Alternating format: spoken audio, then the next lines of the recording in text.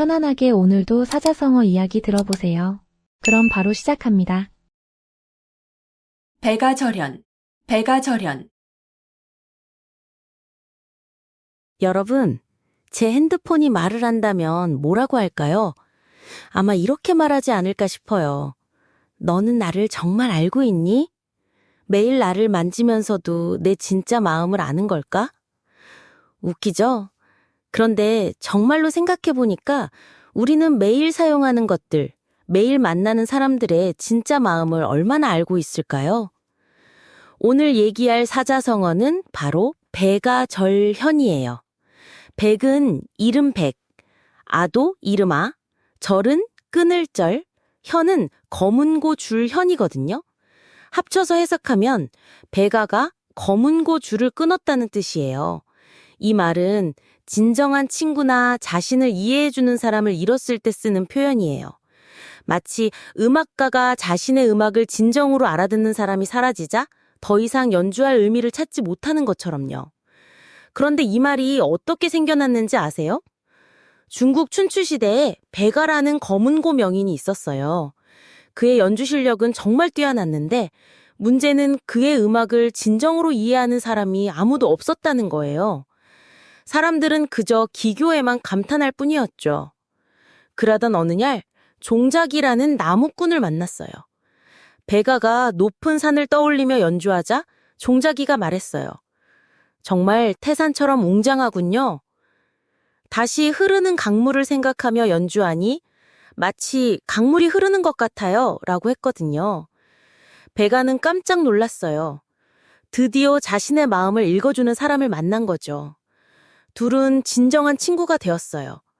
그런데 안타깝게도 종작이가 병으로 세상을 떠나게 되었죠. 배가는 더 이상 자신의 음악을 이해해줄 사람이 없다며 검은 고줄을 끊어버리고 평생 다시는 연주하지 않았어요. 그때 제 핸드폰을 보면서 이 이야기가 떠올랐던 거예요. 우리가 정말로 서로를 이해한다는 게 얼마나 소중한 일인지 깨달았거든요. 매일 수많은 사람들과 대화하고 연락하지만 진정으로 내 마음을 알아주는 사람은 정말 드물잖아요. 배가가 느꼈던 그 허무함이 조금은 이해가 되더라고요.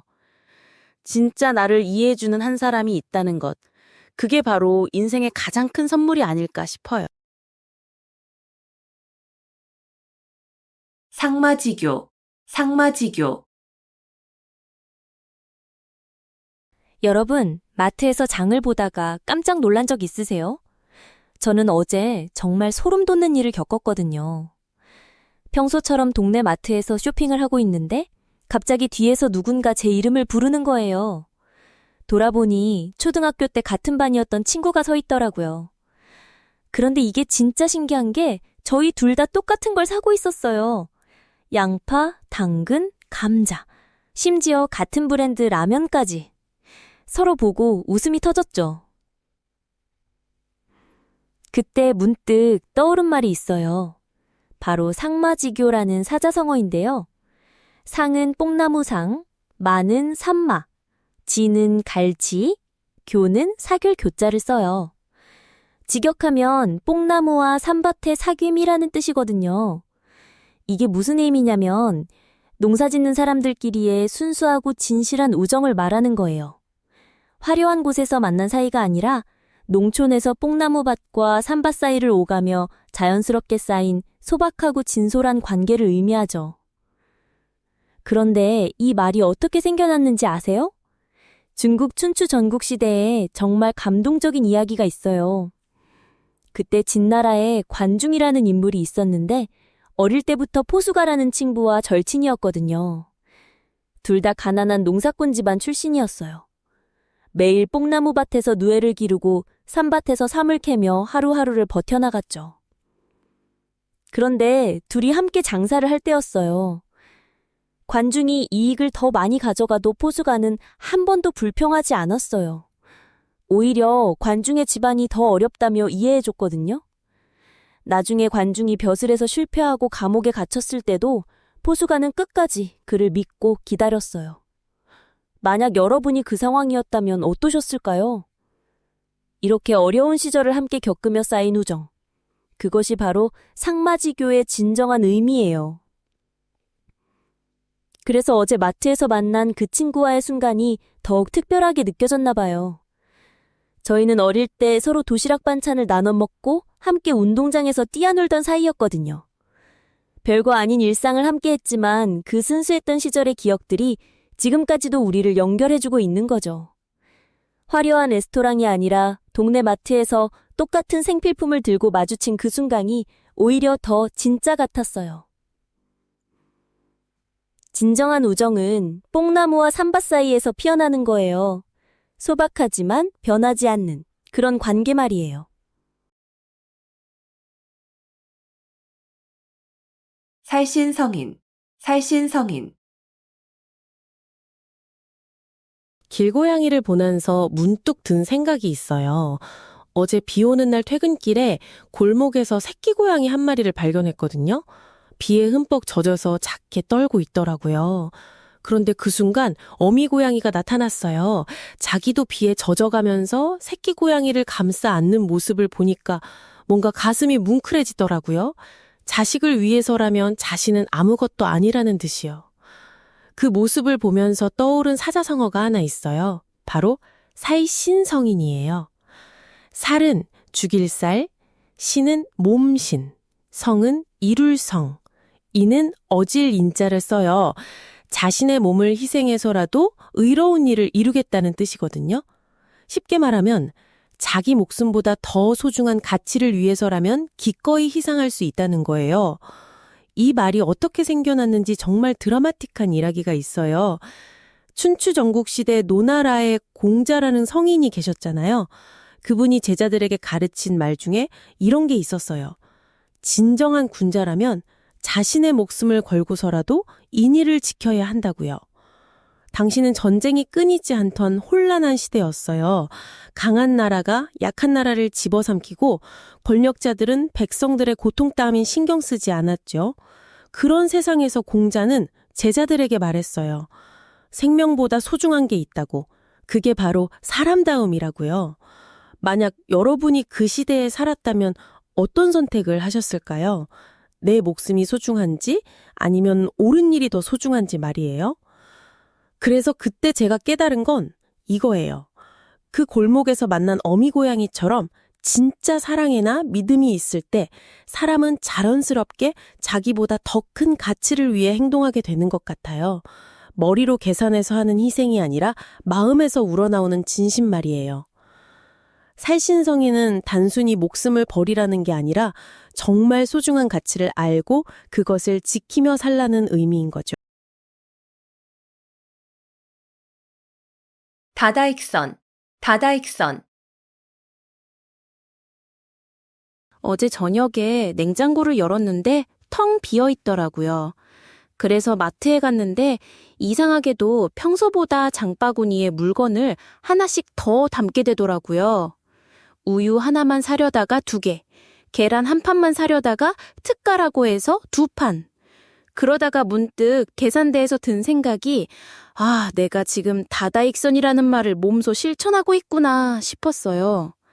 다다익선, 이 말은 마늘 다, 더할 익, 좋을 선자로 이루어져 있어요. 풀어서 해석하면 많으면 많을수록 더욱 좋다는 뜻이거든요. 요즘 말로 하면 더 많이 가질수록 좋다는 의미죠. 돈도 많으면 많을수록 좋고, 친구도 많으면 많을수록 좋고, 기회도 많으면 많을수록 좋다는 거예요. 이 말이 어떻게 생겨났는지 아세요? 중국 한나라 시대 이야기인데요. 유방이라는 황제가 있었어요. 이 사람이 어느 날 신하 한신과 대화를 나누고 있었는데 갑자기 궁금해진 거예요.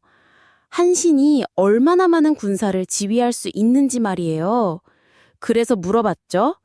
나는 얼마나 많은 군사를 거느릴 수 있겠느냐고. 한신이 대답했어요. 폐하께서는 10만 명 정도가 적당할 것 같습니다. 그러자 유방이 되물었어요. 그럼 너는? 한신이 웃으면서 답했죠. 저는 많으면 많을수록 좋습니다. 바로 이때 나온 말이 다다익선이에요. 한신은 정말 자신만만했던 거죠. 군사가 많으면 많을수록 자신이 더 잘 지휘할 수 있다고 본 거예요. 그런데 제가 마트에서 장 보면서 깨달은 건 정말 많으면 많을수록 좋을까 하는 의문이었어요. 집에 와서 냉장고에 물건을 넣다 보니까 공간은 한정되어 있는데 물건은 너무 많은 거예요.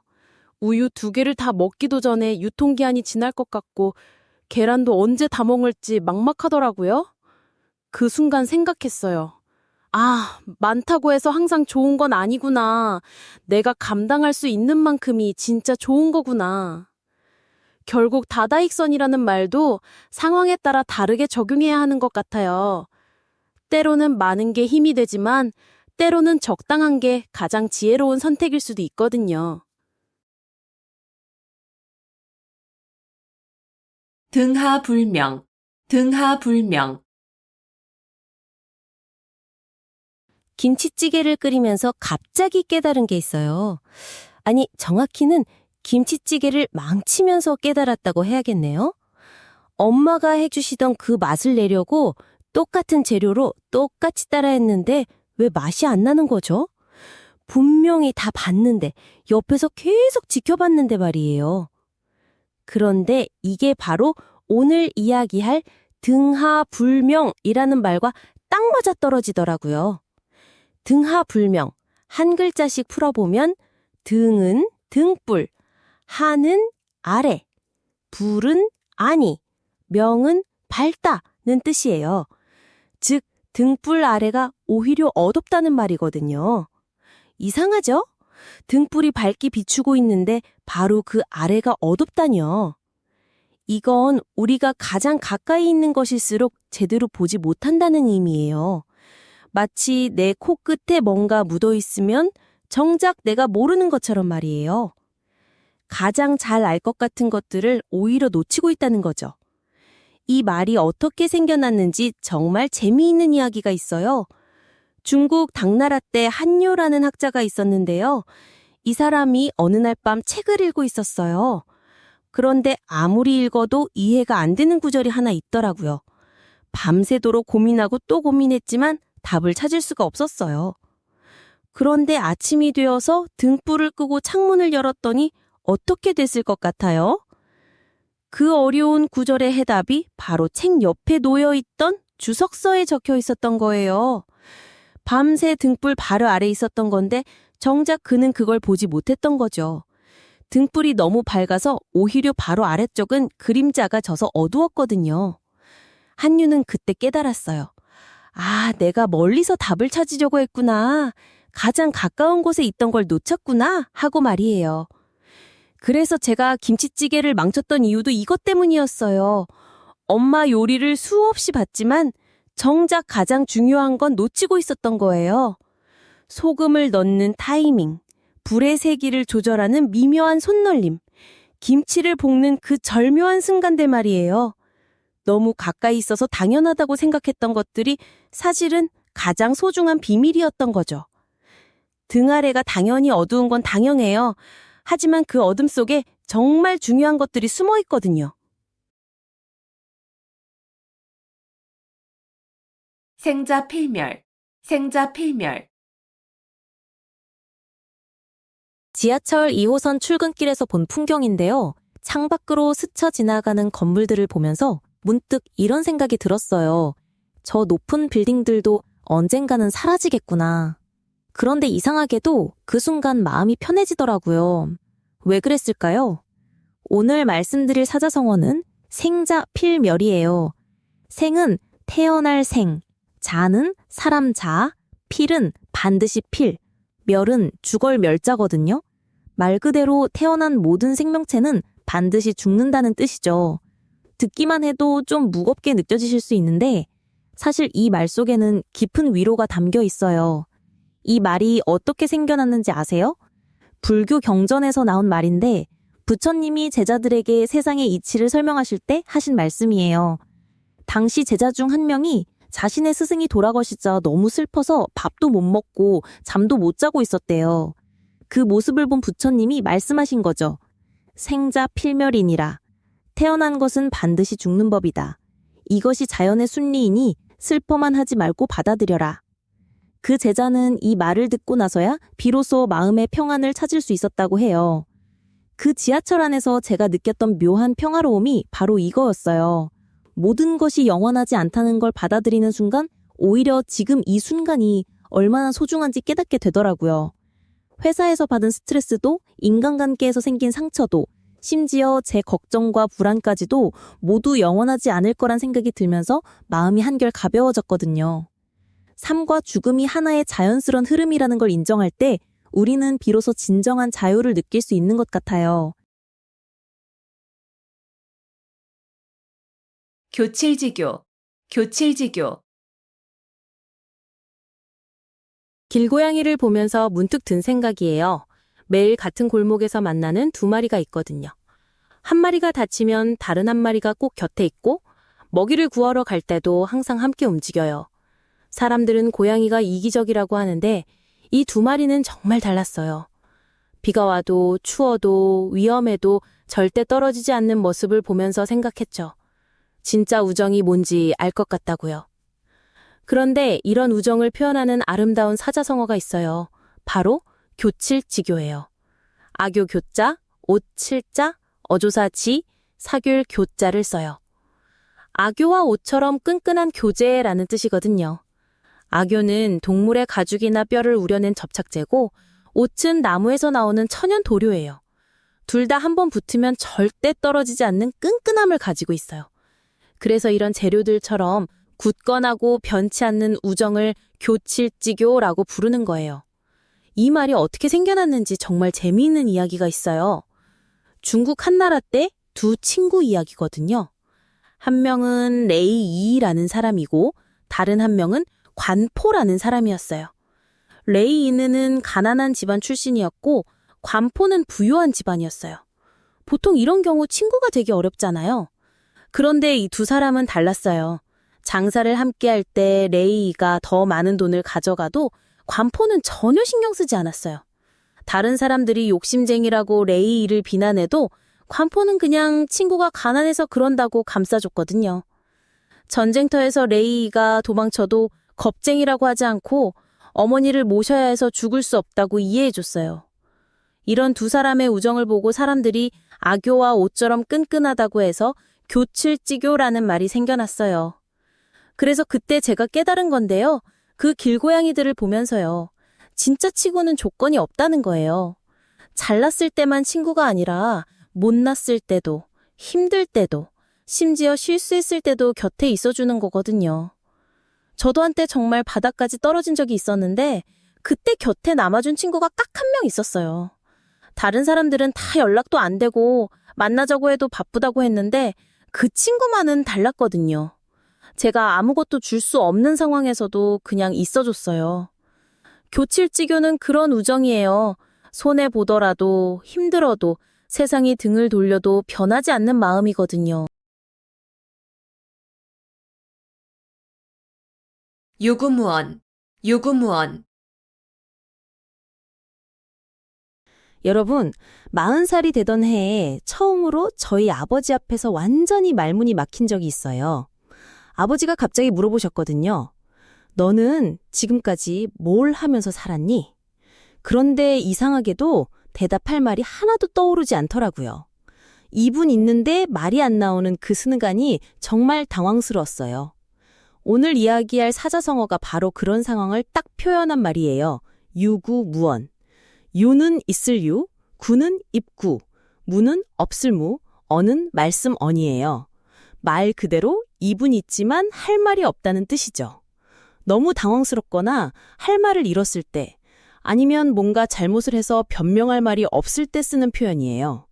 그런데 이 말이 어떻게 생겨났는지 아세요? 이야기는 중국 춘추전국 시대로 거슬러 올라가요. 그때 제나라에 안영이라는 유명한 재상이 있었어요.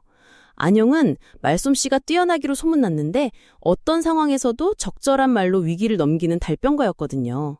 그런데 하루는 제나라 왕이 안영에게 정말 어려운 질문을 던졌어요. 네가 그렇게 말을 잘한다면 죽음 앞에서도 말로 벗어날 수 있겠느냐? 순간 안영이 아무 말도 할 수 없었답니다. 죽음이라는 절대적인 현실 앞에서는 아무리 뛰어난 말솜씨도 소용없다는 걸 깨달은 거죠. 그때부터 이분 있어도 할 말이 없는 상황을 유구무원이라고 부르게 되었어요. 그래서 그때 제가 아버지 앞에서 느꼈던 그 감정이 바로 이런 거였구나 싶더라고요. 아버지의 질문이 너무나 본질적이었거든요. 지금까지 정말 열심히 살았다고 생각했는데 막상 뭘 하면서 살았느냐는 질문을 받으니까 입만 벌린 채 아무 말도 할 수 없었어요. 그 순간 깨달았죠. 진짜 중요한 질문 앞에서는 입은 있어도 말이 나오지 않는다는 걸요. 때로는 말이 없는 침묵이 가장 정직한 대답일 수도 있겠더라고요. 남귤북지, 남귤북지. 엘리베이터가 바로 열린 그때 정말 신기하더라고요. 아침에 급하게 나왔는데 버튼을 누르자마자 띵 하고 문이 열리는 거예요. 그런데 엘리베이터 안에 있던 할머니 한 분이 저를 보시더니 이런 말씀을 하시는 거예요. 요즘 애들은 참 밝아 보인다. 우리 때랑은 다르구나. 하시면서요. 처음엔 그냥 인사치레인 줄 알았는데 그 할머니가 계속 말씀하시더라고요. 내가 시골에서 서울로 처음 올라왔을 때는 말이야, 사람이 완전히 달라졌다니까. 고향에서는 그렇게 활발하고 밝던 아이가 서울 와서는 조용해지고 소심해졌어.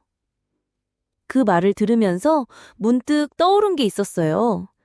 남귤북지라는 말 들어보셨나요? 남쪽 귤이 북쪽 탱자가 된다는 뜻인데요. 남은 남쪽, 귤은 귤나무, 북은 북쪽, 지는 탱자나무를 말해요. 같은 귤나무인데 남쪽에서는 달콤한 귤이 열리지만 북쪽으로 옮겨 심으면 쓴맛이 나는 탱자가 된다는 거죠. 환경이 바뀌면 사람도 달라진다는 의미로 쓰이는 말이에요. 좋은 환경에 있던 사람이 나쁜 환경으로 가면 나빠질 수 있다는 뜻으로 주로 사용되거든요. 그런데 이 말이 어떻게 생겨났는지 아세요? 춘추전국 시대 제나라 이야기예요. 제나라에서 초나라로 사신을 보냈는데 그 사신이 초나라에서 도둑질을 했다가 붙잡힌 거예요. 초나라 사람들이 역시 제나라 사람들은 원래 도둑이 많다? 며 비웃자 제나라 사신이 이렇게 대답했어요. 남쪽의 귤을 북쪽에 심으면 탱자가 됩니다. 잎사귀 모양은 비슷하지만 맛은 전혀 다르죠. 왜 그럴까요? 토양과 물이 다르기 때문입니다. 백성도 마찬가지예요. 제 나라에서는 도둑이 아니었는데 초나라에 와서 도둑이 됐다면 이는 초나라의 토양이 사람을 도둑으로 만들기 때문 아닐까요? 정말 기가 막힌 반박이죠. 오히려 초나라의 환경을 문제 삼으면서 제 나라 사람의 명예를 지켜낸 거예요. 엘리베이터에서 만난 그 할머니 이야기로 돌아가면요. 저도 그런 경험이 있거든요. 대학교 들어가서 처음 서울로 올라왔을 때 정말 달라졌어요. 고향에서는 누구보다 말 많고 활발했던 제가 서울에서는 완전히 조용한 사람이 됐더라고요. 사투리 때문에 움츠러들기도 하고 모든 게 다른 환경에서 적응하려고 하다 보니까 제 본래 모습을 잃어버린 것 같았어요. 그때 깨달았어요. 환경이 사람을 바꾸는 건 맞지만 그게 항상 나쁜 건 아니라는 걸요. 저도 서울 생활에 적응하면서 좀 더 신중해지고 깊이 있게 생각하는 법을 배웠거든요. 결국 남결북지는 단순히 환경 때문에 나빠진다는 의미가 아니라 우리가 어떤 환경을 선택하고 만들어가느냐에 따라 얼마든지 다른 사람이 될 수 있다는 뜻인 것 같아요. 부전자전, 부전자전. 길고양이를 보면서 문득 든 생각이에요. 매일 같은 골목을 지나다니는데 어미 고양이가 새끼들을 데리고 쓰레기통을 뒤지는 모습을 보게 됐거든요. 처음엔 그냥 귀엽다고만 생각했는데 며칠 지나서 보니까 새끼 고양이들이 어미를 따라 똑같은 행동을 하고 있더라고요. 어미가 쓰레기통 뚜껑을 여는 방법, 음식을 찾는 순서, 심지어 경계하는 자세까지 완전히 똑같았어요. 그때 떠오른 말이 바로 부전전이었어요. 아버지 부에 전할 전, 아들 자에 또 전할 전. 아버지가 아들에게 전하고 아들이 또 그것을 전한다는 뜻이죠. 단순히 물건이나 지식을 물려주는 게 아니라 그 사람의 성격이나 행동 방식, 심지어 나쁜 습관까지도 자연스럽게 대물림된다는 의미예요. 이 말이 어떻게 생겨났는지 아세요? 중국 하나라 시대에 곽해라는 관리가 있었어요. 이 사람이 정말 청렴결백하기로 유명했거든요. 매물은 물론이고 공짜 밥 한 끼도 안 받을 정도였다고 해요. 그런데 신기한 건 그의 아들 곽순도 아버지와 똑같았다는 거예요. 곽해가 죽고 나서 곽순이 관직에 올랐는데 사람들이 혹시 아버지와 다를까봐 지켜봤대요. 그런데 아버지보다 더 청렴했다는 거예요. 어느 날 곽순이 친구들과 술을 마시다가 누군가 말했어요. 너희 부자는 정말 신기하다. 아버지나 아들이나 한 틀에서 나온 것 같아.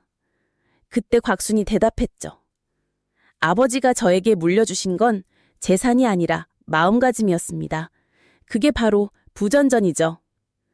그 길고양이를 보면서 제가 깨달은 건 참 씁쓸했어요. 저도 모르게 아버지의 나쁜 습관들을 그대로 따라하고 있었거든요. 화가 나면 문을 세게 닫는 것, 스트레스 받으면 침묵으로 일관하는 것, 심지어 걸을 때 어깨를 움츠리는 자세까지요. 아무리 다르게 살려고 해도 몸에 밴 건 쉽게 바뀌지 않더라고요. 부전전은 좋은 것도 나쁜 것도 모두 전해진다는 걸 보여주는 말이에요. 우리가 지금 무엇을 하고 있는지, 그것이 다음 세대에게 어떤 영향을 줄지 생각해 봐야겠어요. 물화일체, 물화일체. 40살이 되던 해 처음으로 도자기를 만들어 보겠다고 덜컥 공방에 등록했어요. 그런데 첫 수업에서 선생님이 하신 말씀이 정말 이상했거든요. 흙과 친구가 되세요. 라고 하시는 거예요. 흙이랑 어떻게 친구가 돼요? 그냥 빚으면 되는 거 아닌가? 라고 생각했는데 몇 주가 지나면서 이상한 일이 벌어지기 시작했어요. 물화일체라는 말 들어보셨나요? 물은 사물을 뜻하고 아는 나를 뜻해요. 일체는 하나가 된다는 의미거든요. 즉, 나와 사물이 하나가 된다는 뜻이에요. 그냥 집중한다는 말과는 차원이 달라요. 내가 그 대상과 완전히 하나가 되어버리는 경지를 말하는 거예요. 이 말이 어떻게 생겨났는지 정말 흥미로운 이야기가 있어요. 전국시대에 장자라는 철학자가 있었는데요. 어느 날 나비가 되는 꿈을 꾸었대요. 꿈속에서 자신은 완전히 나비였고 나비로서 자유롭게 날아다녔어요. 그런데 깨어나니까 자신이 장자더라고요. 그 순간 장자는 혼란에 빠졌어요. 지금 내가 나비 꿈을 꾼 장자인가? 아니면 장자가 되는 꿈을 꾸는 나비인가? 이 경험을 통해 장자는 깨달았어요. 진정한 경지에 도달하면 나와 대상 사이의 경계가 사라진다는 걸 말이에요. 그때 저도 비슷한 경험을 했어요. 물레 앞에 앉아서 흙덩이를 올리고 돌리기 시작했는데 처음엔 제 마음대로 안 되더라고요. 힘을 주면 찌그러지고 빼면 무너지고. 그런데 어느 순간부터 손의 느낌이 달라지기 시작했어요. 흙의 부드러움이 제 손끝으로 전해지고 제 마음이 흙에게 전달되는 걸 느꼈거든요. 시간이 멈춘 것 같았어요. 저도 없고 흙도 없고 그냥 하나의 흐름만 있는 거예요. 그 순간 완벽한 그릇이 만들어졌어요.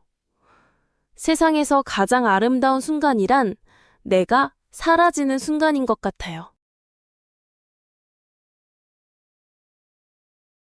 문일지십, 문일지십. 40살이 되던 해 처음으로 제대로 된 멘토를 만났어요. 그분은 저에게 딱 한마디만 하셨거든요.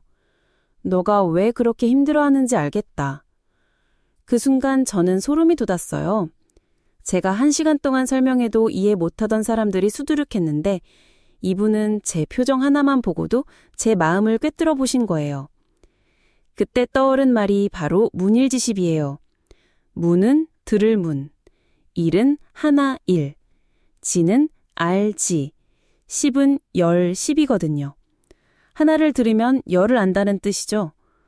보통 우리가 아는 그런 똑똑한 사람을 떠올리잖아요. 문제 하나만 풀어주면 나머지는 다 알아서 척척 해내는 그런 사람 말이에요. 수학 공식 하나만 알려주면 응용 문제까지 다 풀어버리는 그런 친구들이 있었잖아요. 그런데 이 말이 어떻게 생겨났는지 정말 재미있어요. 이건 공자의 제자 자공이 한 말에서 나온 거거든요. 자공이 어느 날 스승인 공자에게 이렇게 물어봤어요. 선생님, 저는 하나를 들으면 둘을 알 수 있는데 다른 제자는 어떤가요? 그러니까 공자가 대답하시길 회는 하나를 들으면 열을 안다 라고 하신 거예요. 여기서 회는 안회라는 제자 이름이에요. 자공이 자신만만하게 질문했는데 완전히 대꿀먹한 상황이 된 거죠. 안회는 정말 특별한 제자였어요. 가난해서 늘 굶주렸지만 학문에 대한 열정만큼은 누구보다 뜨거웠거든요. 공자가 한번 말씀하시면 안회는 그 속에 담긴 깊은 의미까지 모두 이해했어요. 마치 빙산의 일각을 보고도 전체 빙산의 모습을 그려낼 수 있는 그런 통찰력을 가진 사람이었던 거죠. 그 멘토분도 바로 그런 분이셨어요. 저와 딱 한 번 대화를 나누고 나서 이렇게 말씀하시더라고요. 너는 지금까지 남들에게 인정받으려고 너무 애썼구나. 그런데 정작 너 자신은 너를 인정하지 않고 있어. 정말 소름 돋을 정도로 정확했어요. 제가 그동안 왜 이렇게 힘들었는지, 왜 아무리 노력해도 만족스럽지 않았는지 한 방에 꿰뚫어 보신 거예요. 진정한 지혜는 많은 정보를 아는 게 아니라 본질을 꿰뚫어 보는 힘에서 나오는 거더라고요. 필부 필부 필부 필부 커피향을 맡는 순간 떠오른 생각이 있어요. 카페에서 노트북 하나로 창업을 꿈꾸는 청년들을 보면서 말이에요. 모두가 성공한 기업가, 유명한 인플루언서가 되고 싶어 해요. 그런데 문득 이런 생각이 들었어요. 우리는 언제부터 평범한 게 부끄러운 일이 되었을까요? 오늘 이야기할 사자성어는 필부필부예요. 필은 짝을 이룬다는 뜻의 짝필, 부는 남편부, 필은 또 짝필, 부는 아내부를 뜻해요. 그러니까 필부필부는 평범한 남편과 평범한 아내, 즉 일반적인 서민 부부를 가리키는 말이에요. 보통 사람들, 평범한 사람들이라는 의미로 쓰이죠. 이 말이 어떻게 생겨났는지 정말 흥미로워요. 중국 전국시대에 맹자라는 사상가가 있었어요. 어느 날 제나라 왕이 맹자에게 물었어요. 선생님, 백성들을 다스리는 가장 좋은 방법이 뭡니까? 맹자는 이렇게 답했어요. 임금님, 필부도 스스로 지킬 신념이 있습니다. 평범한 사람들도 자신만의 소중한 가치관을 가지고 있다는 뜻이에요. 당시 왕들은 백성을 그저 통치의 대상으로만 여겼거든요. 하지만 맹자는 달랐어요. 아무리 평범한 사람이라도 존중받을 권리가 있고 그들만의 지혜와 가치가 있다고 말한 거예요. 2000년 전에 이런 생각을 했다니 정말 놀랍지 않나요? 그때 그 카페에서 생각이 났어요. 저도 한때 특별해지고 싶어서 발버둥 쳤던 시절이 있었거든요. 남들보다 더 빨리, 더 높이 올라가려고 했어요. 그런데 어느 순간 깨달았어요. 제가 만나는 상담자 분들 중에서 가장 아름다운 사람들은 바로 자신의 평범함을 받아들인 분들이었어요. 아침에 가족을 위해 밥을 차려주고 저녁에 함께 텔레비전을 보며 웃는 그런 일상의 소중함을 아는 분들이요. 필부는 결코 무시하는 말이 아니에요. 오히려 우리 모두가 가진 소중한 가치를 인정하는 말이에요. 평범한 삶 속에서도 충분히 의미 있고 아름다울 수 있다는 뜻이거든요. 중마고우 중마고우 길고양이를 보면서 문득 든 생각이 있어요. 매일 같은 골목을 지나다니는데 어느 날부터인가 노란 털의 고양이 한 마리가 저를 알아보기 시작했거든요. 처음엔 경계하며 도망가던 녀석이 한 달 정도 지나니까 제가 나타나면 꼬리를 살랑살랑 흔들면서 다가와요. 그런데 정말 신기한 건 이 고양이가 저만 알아보는 게 아니라 다른 사람들도 구분한다는 거예요. 매일 먹이를 주는 아주머니, 가끔 쓰다듬어주는 할아버지. 각각 다른 반응을 보이면서도 모두 친근하게 대해요. 이 모습을 보면서 문득 우리가 쓰는 중마고라는 말이 떠올랐어요. 중마고, 한자로는 대나무 죽에 말마, 옛고에 벗우자를 써서 중마고라고 하는데요. 직역하면 대나무 말을 타고 놀던 옛 친구라는 뜻이에요. 어린 시절부터 함께 자란, 그래서 서로를 정말 잘 아는 오랜 친구를 가리키는 말이거든요. 요즘 말로 하면 중마고우는 소꿉친구, 발톱친구 정도로 표현할 수 있을 것 같아요. 그런데 이 말이 어떻게 생겨나는지 아세요? 중국 남북조 시대에 살았던 소사라는 사람과 버문이라는 사람의 이야기에서 나온 말이에요. 이 두 사람은 어릴 때부터 한 동네에서 자랐는데 그때 아이들이 가지고 노는 장난감이 대나무로 만든 말이었어요. 긴 대나무를 가랑이 사이에 끼고 말 타는 흉내를 내며 뛰어다니는 거죠. 지금으로 치면 목마나 흔들말 같은 건데 그 시대엔 대나무가 가장 구하기 쉬운 재료였거든요. 소사와 버무는 매일같이 대나무 말을 타고 동네를 누비며 놀았어요.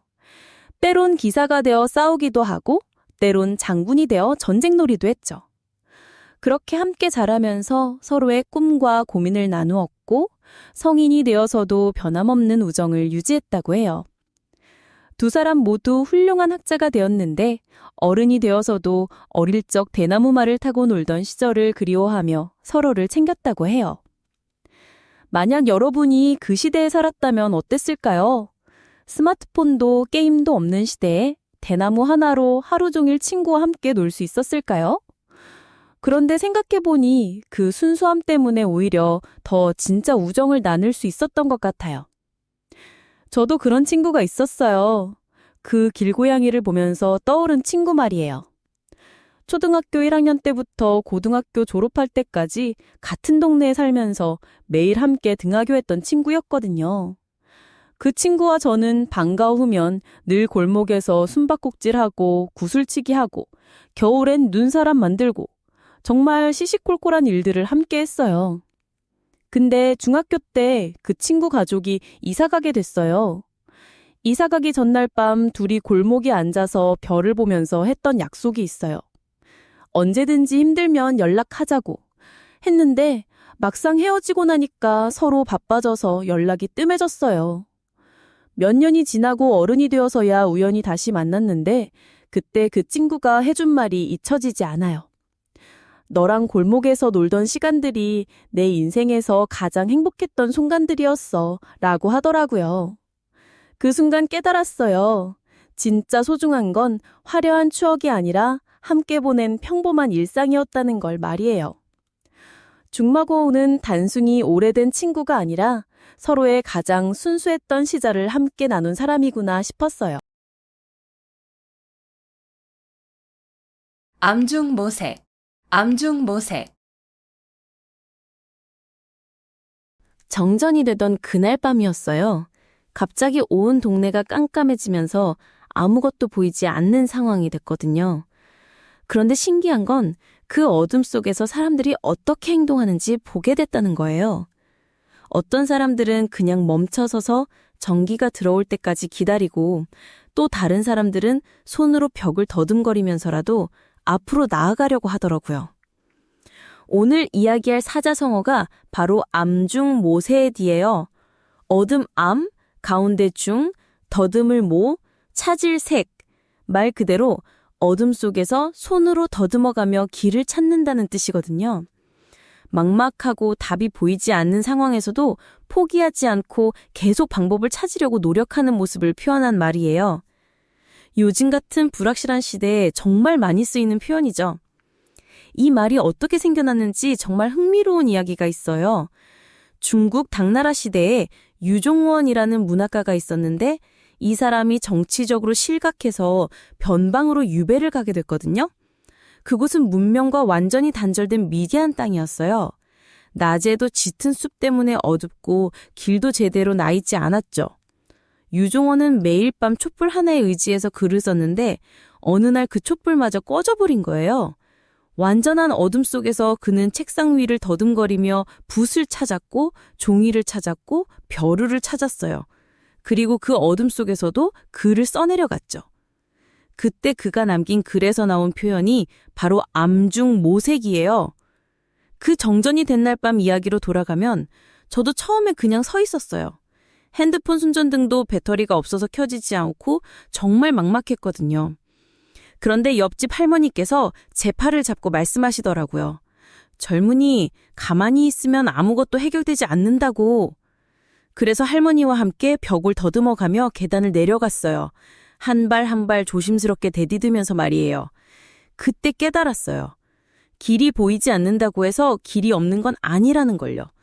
어둠 속에서도 손을 뻗으면 길이 있다는 것. 그게 바로 암중모색의 진짜 의미인 것 같아요. 약육강식, 약육강식.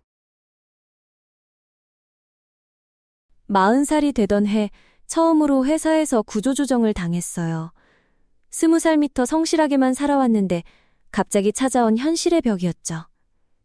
사무실을 정리하며 책상 서랍에서 나온 건 오래된 명함들과 함께 적어둔 메모 하나. 약육강식이라는 4글자였어요. 약육강식 들어보셨죠? 약할 약, 고기 육, 강할 강, 먹을 식. 말 그대로 약한 자의 고기를 강한 자가 먹는다는 뜻이에요. 자연계나 사회에서 힘이 센 쪽이 약한 쪽을 잡아먹거나 지배한다는 냉혹한 현실을 표현한 말이거든요. 어떤 분들은 이 말을 듣고 세상이 너무 잔인하다고 하시는데 사실 이건 그냥 자연의 법칙을 설명하는 거예요. 사자가 영양을 잡아먹는 걸 보고 잔인하다고 하지는 않잖아요. 그냥 생존의 법칙일 뿐이에요. 이 말이 처음 나온 건 한나라 때였어요. 사마천이 쓴 사기에서 한 장군이 전쟁터에서 한 말에서 유래됐다고 해요. 당시 상황을 한번 상상해 보세요. 적군과 아군이 맞서 있는 전장, 칼날이 번뜩이고 말발굽 소리가 땅을 울리는 그 순간, 장군이 병사들에게 외쳤을 거예요. 이 세상은 약육강식이다. 살고 싶으면 강해져라! 그 시대 사람들에게는 이게 단순한 철학이 아니라 생존의 지혜였을 거예요. 강한 나라는 약한 나라를 침입하고 힘센 장수는 약한 적을 무찌르는 게 당연한 일이었으니까요. 지금처럼 인권이나 평등 같은 개념이 있던 시대가 아니었거든요. 그래서 그때 제가 깨달은 건 약육강식이라는 게 꼭 나쁜 의미만은 아니라는 거였어요. 저는 그동안 착하게만 살면 된다고 생각했는데 현실에서는 실력이 있어야 살아남을 수 있더라고요. 구조조정을 당한 후 새로운 직장을 찾으면서 느꼈던 건 결국 능력 있는 사람이 기회를 잡는다는 거였거든요. 약육강식은 냉정한 현실이지만 동시에 우리가 더 강해져야 하는 이유이기도 해요. 약해서 당하는 게 아니라 강해져서 지키는 사람이 되는 거죠. 역지사지, 역지사지. 19번째 거절을 당했을 때였어요. 취업 준비생이던 저는 면접장 밖으로 나서면서 또 한 번 좌절감에 빠져들었거든요. 그런데 이상하게도 그날 면접관 중 한 분이 저를 따라 나오셨어요. 중년의 여성분이셨는데 갑자기 저에게 이런 말씀을 해주시더라고요. 혹시 우리가 왜 다른 지원자를 선택했는지 궁금하지 않으세요? 솔직히 그 순간 저는 화가 났어요. 이미 떨어뜨려 놓고 왜 상처에 소금을 뿌리냐는 생각이 들었거든요. 역지사지. 쉽게 이르기 자리 바꿔 생각하기라는 뜻이에요. 역은 바꾼다는 의미이고 지는 자리나 위치를 뜻해요. 사는 생각한다는 뜻이고 지는 이 역시 같은 의미예요. 그러니까 내가 있는 자리와 상대방이 있는 자리를 바꾸어서 생각해 보라는 말인 거죠. 우리가 흔히 말하는 상대방의 입장에 대어 생각해 보라는 것과 같아요. 그런데 이 말이 어떻게 생겨났는지 아세요? 중국 전국 시대에 맹자라는 철학자가 있었어요. 당시에는 전쟁이 끊이지 않던 혼란스러운 시대였거든요. 각 나라의 왕들은 자신의 욕심만 채우려고 했고 백성들은 굶주리고 있었어요. 맹자는 이런 상황을 보면서 안타까워했죠. 어느 날 한 왕이 맹자에게 물었어요. 어떻게 하면 백성들이 나를 따를까요? 그때 맹자가 답했던 말이 바로 이거였어요. 왕께서 백성의 자리에서 생각해 보십시오. 굶주린 백성의 마음으로, 전쟁으로 가족을 잃은 백성의 마음으로 왕 자신을 바라보시면 답이 보일 것입니다. 이런 맹자의 가르침이 바로 역지사지의 시작이었어요. 그 면접관분 말씀을 듣고 저는 처음에는 별로 내키지 않았어요. 하지만 뭔가 마음에 걸리더라고요. 집에 돌아와서 곰곰 생각해보니 정말 궁금해지기 시작했어요. 다음날 그분께 연락을 드렸어요. 만나서 이야기를 나누다 보니 충격적인 사실을 알게 됐거든요. 제가 그동안 면접에서 보여준 모습은 오로지 제 입장에서만 생각한 거였어요. 제가 얼마나 간절한지, 제가 얼마나 열심히 준비했는지만 어필했던 거죠. 하지만 회사 입장에서는 제가 회사에 어떤 도움이 될지, 제가 팀원들과 얼마나 잘 어울릴지가 더 중요했던 거예요. 그때 깨달았어요. 제가 20번의 거절을 당한 이유를 말이에요. 역지사지. 자리를 바꿔 생각하는 것만으로도 세상이 이렇게 달라 보일 수 있구나 싶었어요.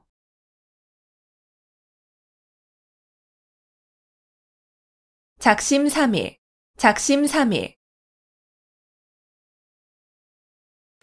버스에서 만난 아주머니가 하시는 말이 자기 아들이 헬스장 등록했다가 사흘 만에 그만뒀다면서 진짜 화가 나신다는 거예요.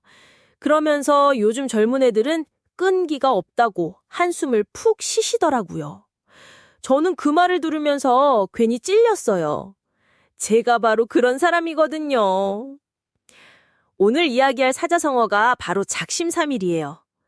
작은 작자의 마음 심자, 새 삼자의 날 일자를 써서 작심삼일이라고 하죠.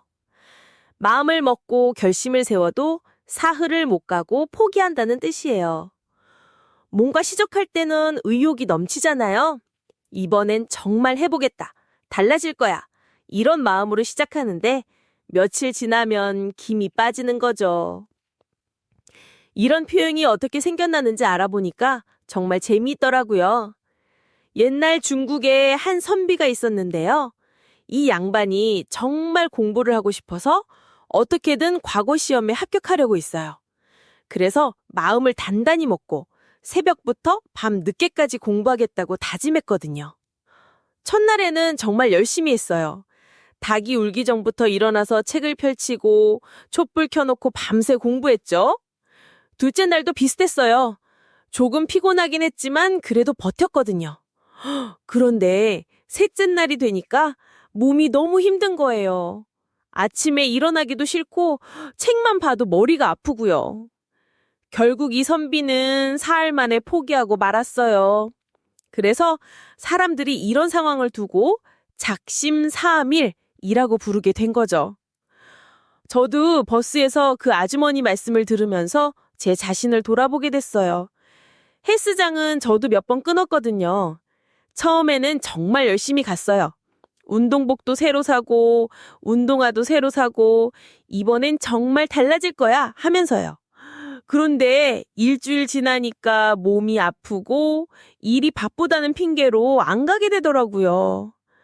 결국 몇 달 동안 헬스장비만 내고 운동은 안 하는 상황이 된 거죠. 그때 깨달았어요. 작심삼일이 나쁜 게 아니라 너무 큰 목표를 세우니까 금방 지치는 거구나 싶었거든요.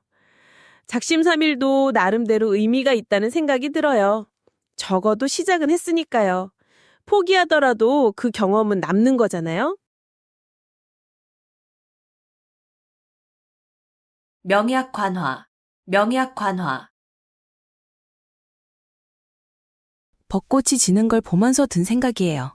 꽃잎이 하나 둘 떨어지는데 바람이 불어도 물결이 일어도 결국은 고요해지더라고요. 그 순간 문득 깨달았어요.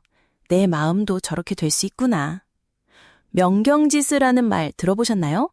명은 밝을 명, 경은 거울 경, 지는 그칠 지, 수는 물수예요. 직역하면 밝은 거울과 고요한 물이라는 뜻이죠. 거울을 생각해 보세요. 정말 깨끗한 거울은 있는 그대로를 비춰주잖아요. 뭘 꾸미거나 왜곡하지 않고요. 그리고 잔잔한 호수의 물은 어떤가요? 바람이 불지 않으면 마치 거울처럼 하늘을 그대로 담아내죠. 명경지수는 바로 이런 상태를 말해요. 마음이 흔들리지 않고 맑고 평온한 상태를 뜻하는 거예요. 그런데 이 말이 어떻게 생겨나는지 아세요? 중국 위진남복조 시대의 유명한 문학가였던 도현명이란 사람이 있었어요. 이 사람은 관리로 일하다가 어느 날 갑자기 모든 걸 포기하고 시골로 들어가 버렸어요.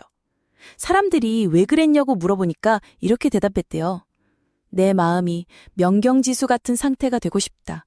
육심과 분노, 시기와 질투로 흐려진 마음이 아니라 맑고 고요한 마음으로 살고 싶다. 도현명은 권력과 명예를 쫓는 대신 자연 속에서 농사를 지으며 살았어요. 사람들은 그를 바보라고 했지만 그는 오히려 진정한 행복을 찾았다고 말했죠.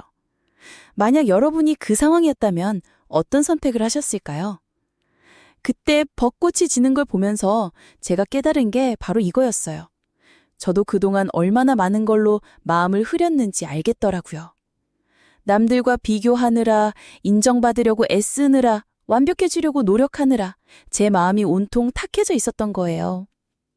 꽃잎이 물에 떨어져도 물은 다시 잔잔해지듯이 제 마음도 그렇게 될 수 있다는 걸 그때 처음 알았어요. 진정한 평온은 아무 일도 일어나지 않는 상태가 아니라 무슨 일이 일어나도 흔들리지 않는 마음에서 나오는 거더라고요. 격화소양, 격화소양. 지하철 2호선 출근길에서 본 풍경인데요.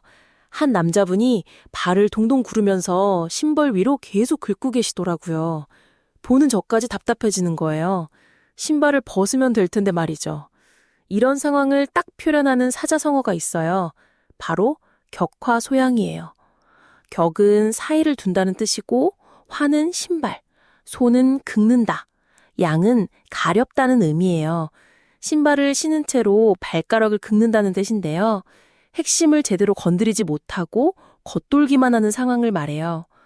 이 말이 어떻게 생겨났는지 정말 재미있는 이야기가 있거든요. 중국 당나라 시대에 언유라는 승려가 있었어요. 어느 날 제자가 스승에게 불교의 깊은 진리에 대해 질문을 했는데 언유가 이렇게 대답했어요. 그런 질문은 마치 신발을 신고 발가락을 긁는 것과 같다. 아무리 긁어도 시원하지 않을 것이다. 제자는 표면적인 질문만 하고 있었고 진짜 깨달음의 핵심에는 전혀 다가가지 못하고 있었던 거죠. 언유는 이런 상황을 신발 신고 발가락 긁는 것에 비유한 거예요.